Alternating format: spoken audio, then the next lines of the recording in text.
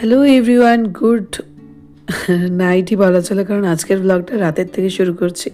আর আমার গলাটা একটুখানি খারাপ হয়, একটুখানি আওয়াজটা হয়তো মানে ভাঙা ভাঙা শুনতে হবে, সো ইগনোর দিস। তো আমরা এখন যাচ্ছি চার্চে। তোমার কাল 25, বাট ওই রাত 12টায় না এখানে চার্চে না কেক কাটিং হয়, তোমার সেলিব্রেশন হয়। তো এই চার্চটা হচ্ছে গ্রামের দিকে অনেকটা, আর এটা হচ্ছে আমাদের এখানে স্টেশন। তো এই দিক দিয়ে যে মানে অনেকটা পথ গ্রামের ভেতর দিয়ে যেতে হয়। তো আমি কোনোবারও যাইনি চার্চে এরমভাবে রাত্রিবেলায় সেলিব্রেশন দেখতে। তো এবারই ফার্স্ট টাইম। তো আমি, ভাই, তারপর বোনের একটা বান্ধবী, তো আমরা এই চারজন মিলেই গেছিলাম। তো দেখো, এই এই মানে এরম গ্রামের ভেতর দিয়ে যেতে হয়। তো একটাই এখানে সমস্যা কি বলো তো, ওই রাত্রের দিকে না হাতি বেরোয়। তো আমরা যাই হোক গাড়ি নিয়ে গেছি বলে একটুখানি ভয়টা কম ছিল, কারণ অন্য কোনোভাবে টোটো বা কিছুতে গেলে না একটু রিস্কি হয়ে যায়।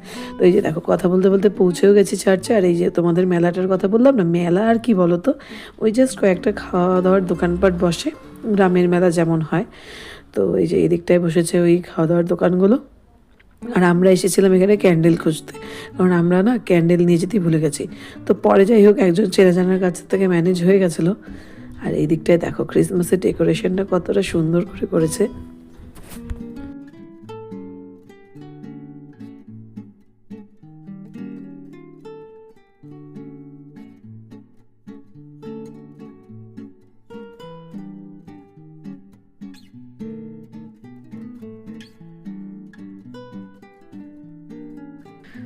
তো বাইরের ডেকোরেশনটা তো তোমাদের দেখালামই, এবার চলো ভেতরেরটা তোমাদের দেখাই। ভেতরে কাল তোমার আরেকবার প্রোগ্রাম কিছু হয় সকালের দিকটায়। তো সকালের দিকটা তো আর আসা হয় না। তো এই যে দেখো ভেতরটাও কি সুন্দর করে সাজিয়েছে। আর আমি এই প্রথম বলতে পারো চার্চের ভেতরে এসেছি, কারণ এর আগে যতবারই দিনের বেলা এসেছি 25-এ, তখন না ওই চার্চ বন্ধ হয়ে যেত। তো আমরা ওই বিকেলবেলা করে আসতাম বলে বন্ধ হয়ে যেত। তো সেই কারণে এবার রাত্রিবেলা এসেছি বলে ভেতরে মানে আসতে পেরেছি। আর এই দিকটায় দেখো বাইরে কত লোক। তো এখানটায় প্রোগ্রাম চলছিল খ্রিস্টানদের। তো সেই জন্য এখানে আমি যা শুনেছি এখানে বিয়েও হয়। তো আমরা যাই হোক দেখতে পারিনি।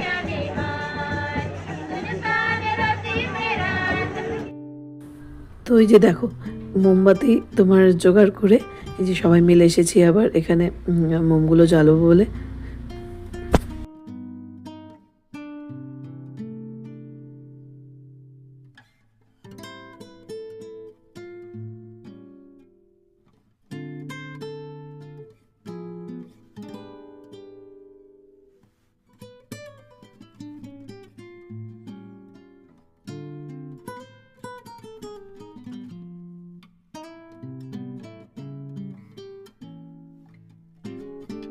সো সবাই একে একে মোম জ্বেলে নিয়েছি।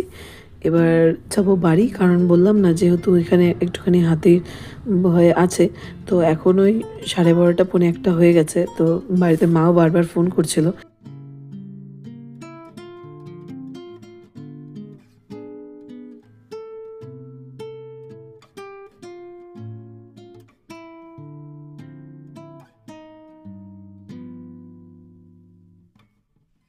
সো এবারের মতো চার্চে সেলিব্রেশন মানে এখানটাতেই শেষ হলো। বাট 25 কিন্তু আরও অনেক কিছু বাকি আছে। সো তার জন্য ব্লগটা দেখতে থাকো, সবটাই তোমাদের সাথে শেয়ার করব।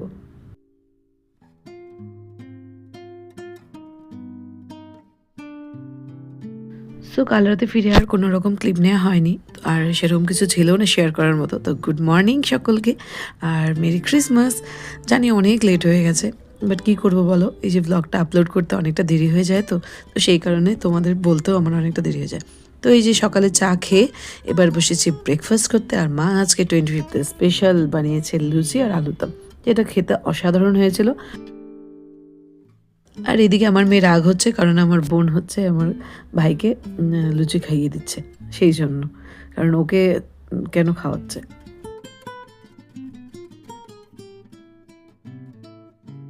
সো দুপুরে খেয়ে দিয়ে নিয়ে রেস্ট করে এই যে দেখো এরা আবার সন্ধ্যেবেলায় খেলছে ব্যাডমিন্টন। আর আজ একটু প্ল্যান আছে ওই রাত্রের দিকে 25th বলে কথা, কেউ সেরম নেও।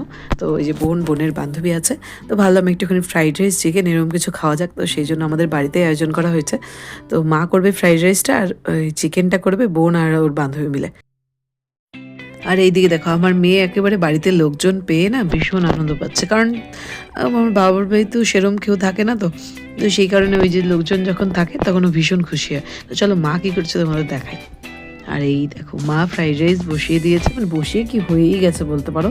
তো এখন ওই যা বাসন ছিল ওগুলো মা ধুচ্ছে, আর এদিকে পেঁয়াজও কেটে দিয়েছে। তো এখন ওরা এসে জাস্ট রান্না করবে। আর এই দেখো আমার মেয়ে হচ্ছে সব থেকে ভালো পার্টনার, মানে ওর মামা কাম বন্ধু, কারণ সম্পর্কে তো আমার ভাই ওর মামা হয়। তো মানে কি ভীষণই ও আনন্দ পায় যখন ও আসে আমাদের ঘরে। আর এই দেখো এরা ব্যাডমিন্টন খেলে এসেছে, আর এদিকে মাংসও বসিয়ে দিয়েছে। তো মাংসের কালারটা জাস্ট দেখো, আমি না একেবারে ভয় পেয়ে গেছিলাম যে ওরা কী মিশিয়ে দিয়েছে, এমন লাল টকটকে হয়েছে। আর তার উপর তেল, গাইজ তোমাদের কি বলবো, মানে যদি দেখাতে পারতাম মানে তোমাদেরকে তেলটা এক্সট্রা ভাবে, মানে একেবারে ওই তেলটা দিয়ে আরেকবার রান্না হয়ে যেত। যাই হোক, এই যে এই মহারানীর পাকামির জন্য এতটা তেল দিয়েছে। তো এমনিতে চিকেনটা খেতে খুবই ভালো হয়েছিল। আর এইদিকে দেখো এরা আবার ডান্স করছিল, তো আমি আবার লুকিয়ে লুকিয়ে ভিডিও করতে এসেছি।